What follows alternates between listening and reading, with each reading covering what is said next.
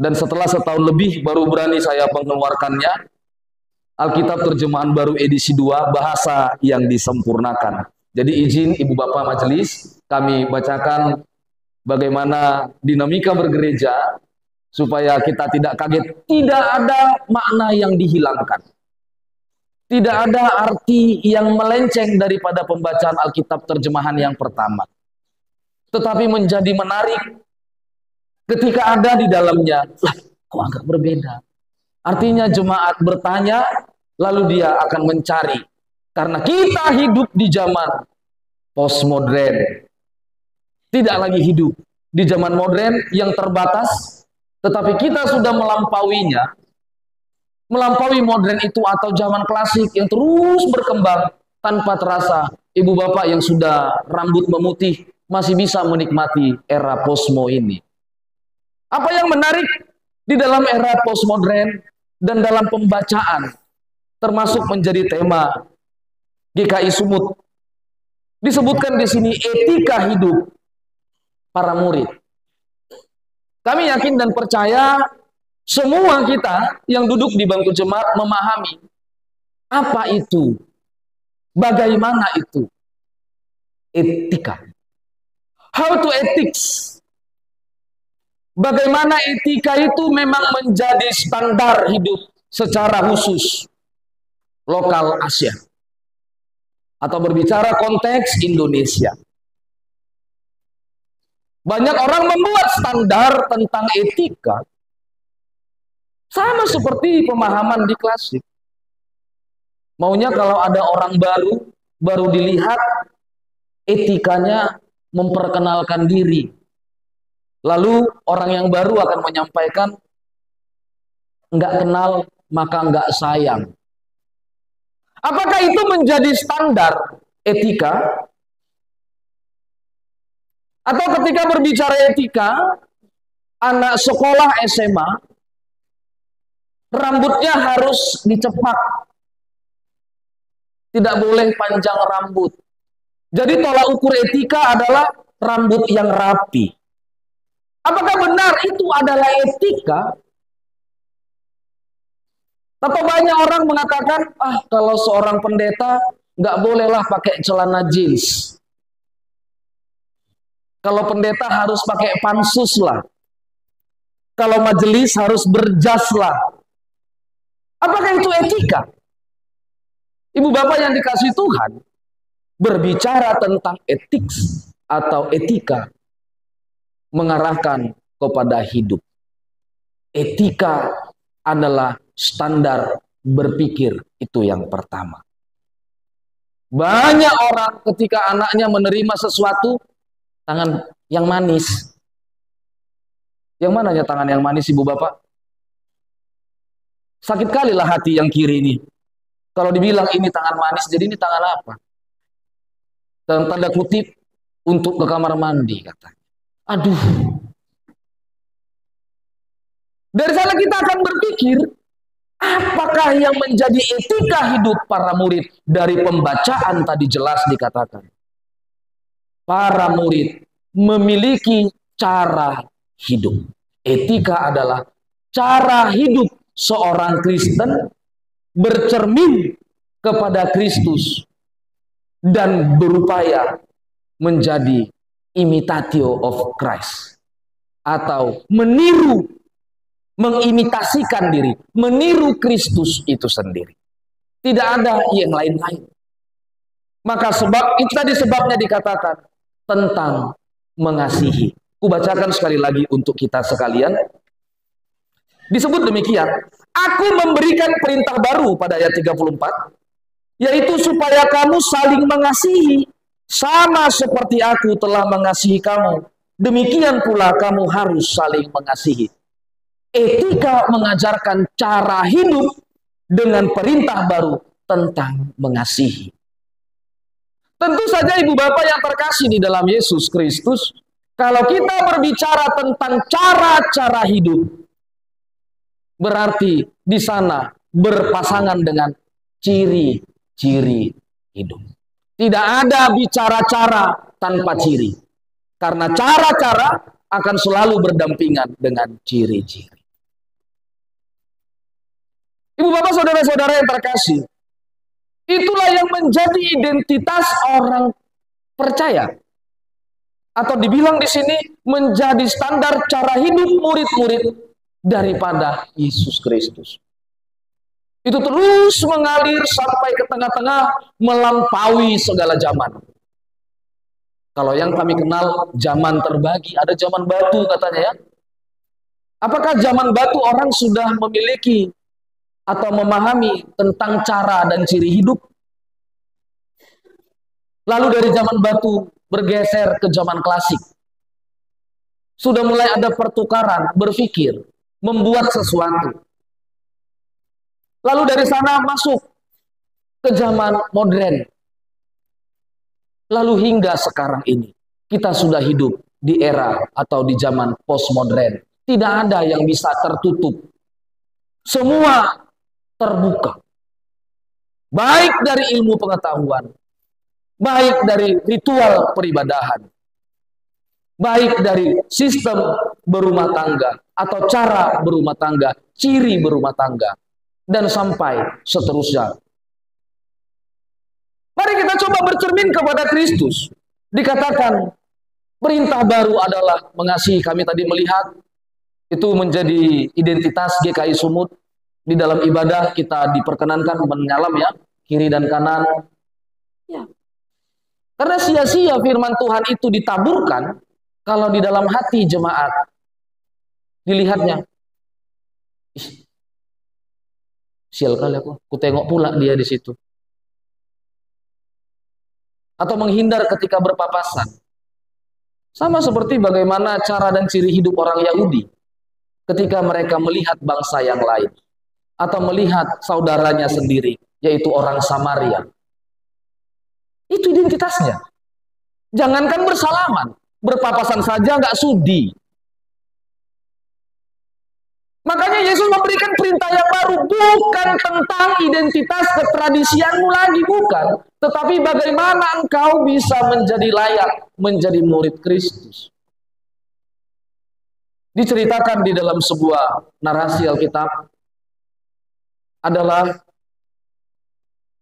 seseorang yang sedang sial harinya. Kita sebutlah dia dibegal di tengah jalan. Parah, dia terletak, nggak berdaya, barang-barangnya sudah dirampas. Apapun tidak ada lagi, bahkan nyawanya dalam bahasa Batak udah mengalgip-algip katanya. Lewatlah petugas-petugas di bait Allah. Ada Farisi di sana, ada Saduki di sana, bahkan ada imam di sana. Ketika dia melintas, dilihatnya yang sudah terkapar dalam tanda kutip tadi, yang dibegal atau yang dirampok. Adanya gerakan di dalam hatinya, ada gerak di dalam hatinya, sama seperti kita. Kalau misalnya melihat di sosial media, hanya mampu mengatakan, ih kasihan kali ya. Hanya sekedar berempati. Ih malang kali nasibnya. Itu dorongannya, kita sepakat di sana. Setiap orang punya perasaan. Tapi mereka punya cara dan ciri, yaitu identitas yang lama. Apa identitas yang lama? Aku sudah tanda kutip berwudu, atau membersihkan, atau mencuci diriku agar aku layak masuk ke pelataran bait Allah sebagai seorang pengerja. Kalau aku tolong nanti dia ini, maka aku akan menajiskan kembali tanganku. Maka aku harus kembali lagi untuk membersihkan baru aku pergi. Kulihat jam nanti aku sudah terlambatlah untuk datang ke bait Allah. Dilewati saja yang terkapar tadi. Yang kedua, sama-sama petugas di bait Allah. Kalau dalam pembacaan itu disebut orang Farisi. Apa yang nggak diketahui orang Farisi? Disebut siboto surat, orang yang mengetahui kitab-kitab. Bukan hanya tahu, tetapi yang membacakannya di pinggir-pinggir jalan. Kasihilah Tuhan Allahmu, sama seperti mengasihi dirimu sendiri. Kasihilah sesamamu manusia, seperti engkau mengasihi dirimu sendiri. Ketika dia lewat, dia lihat yang terkapar itu. dia menyeberang, dihindarinya, dilihatnya, nanti waktuku termakan, aku terlambat ke sana.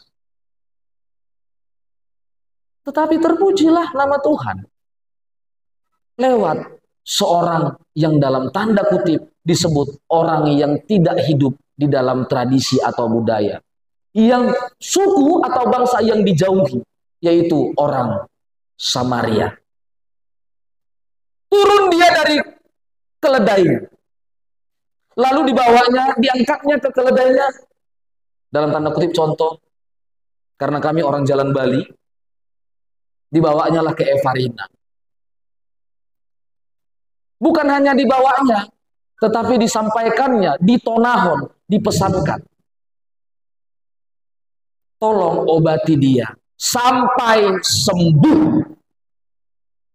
Kalau kurang nanti biayanya, ketika aku datang balik kembali dari sana, akan kubayar. Lalu Yesus bertanya melalui narasi itu kepada murid-muridnya, siapakah sesamaku?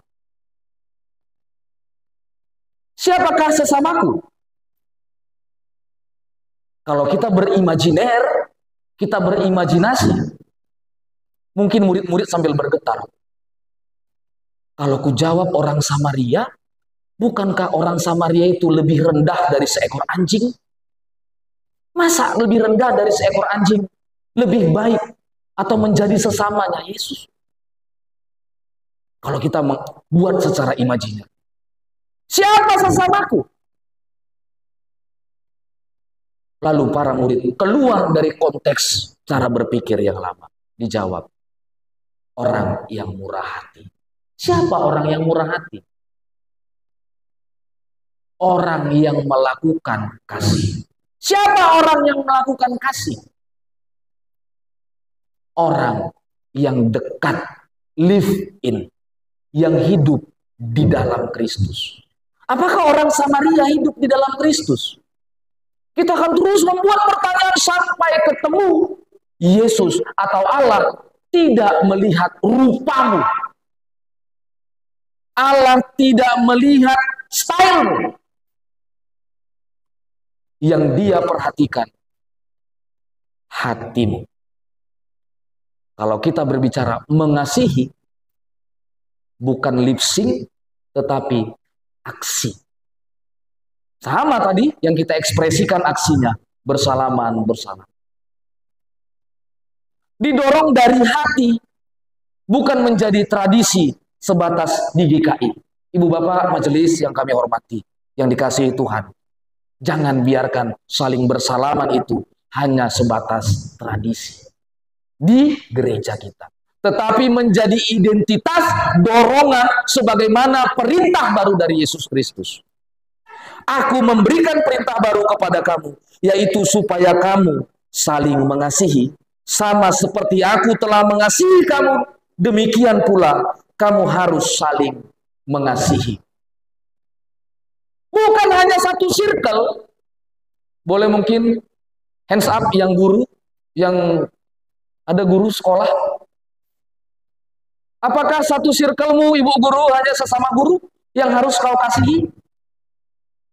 Kalau kau berjumpa dengan pedagang ibu guru, apakah kau mengalah, ini enggak circleku, aku memberikan kasih hanya dengan satu circle. Ada yang mahasiswa?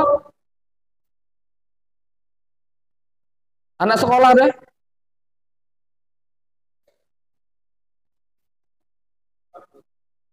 Berbahagialah pengangguran kalau begitu.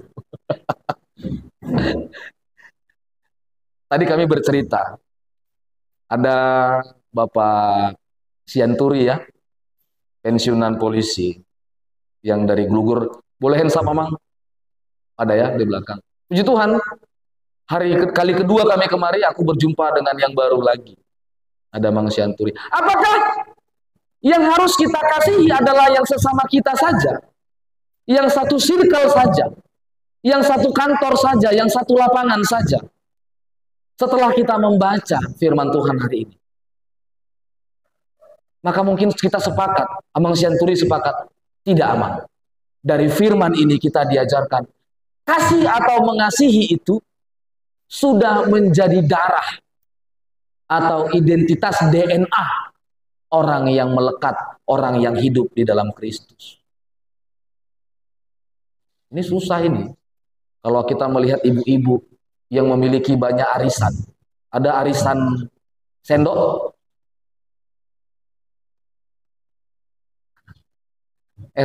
arisan sanggul atau kebaya. Kan banyak ini nama-nama arisan ibu-ibu ini.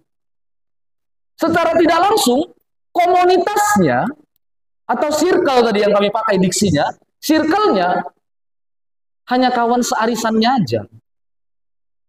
Yang di seberang yang nggak satu arisannya, biarlah situ itu. Kita diajak keluar dari sana. Komunitas itu bukan komunitas yang eksklusif. Bukan menjadi membatas-batasi. Bukan menjadi membangun tembok sehingga dikatakan, kami orang Yahudi tidak bergaul dengan orang non-Yahudi. Kami orang GKI nggak bergaul dengan gereja yang lain. Kami gereja GKPI, ya hanya sebatas sektor 1, sektor 2 yang ada di GKPI. Apakah pendeta akan mengatakan demikian? Ibu bapak, itu pemaknaan tentang sama seperti yang sedang dikerjakan, pertukaran mimbar, mau membuktikan bahwa pendeta itu bukan dimiliki satu label. Kan itunya kan yang mau dimaksudkan dalam firman ini. Keluar dari circle-mu itu, jangan dan tanda kutip latah terhadap kebiasaan orang lain. Jadilah pengikut Kristus, imitatio Christi, meniru Kristus tentang hidup. Etika mengajarkan bagaimana kita hidup. Bukan bagaimana kita hidup untuk mematikan yang lain. Bayangkan ibu bapak yang dikasihi Tuhan, kalau tidak ada orang Samaria yang dibenci mereka tadi. Kalau dia bukan hanya berempati tetapi bersimpati juga. Dia turun dari sana, dia bawa, dia sembuhkan.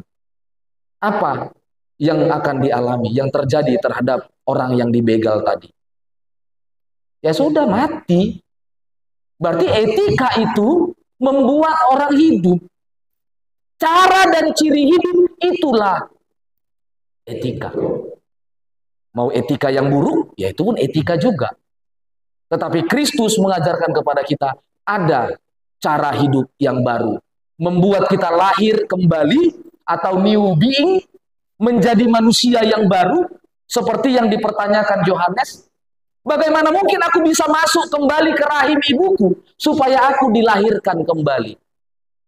Lalu Yesus jawab, nggak begitu bro, maksudnya bukan kau harus masuk ke rahim ibumu, bukan. Tetapi kau harus keluar dari cara hidup yang lama. Ada lagunya itu ya.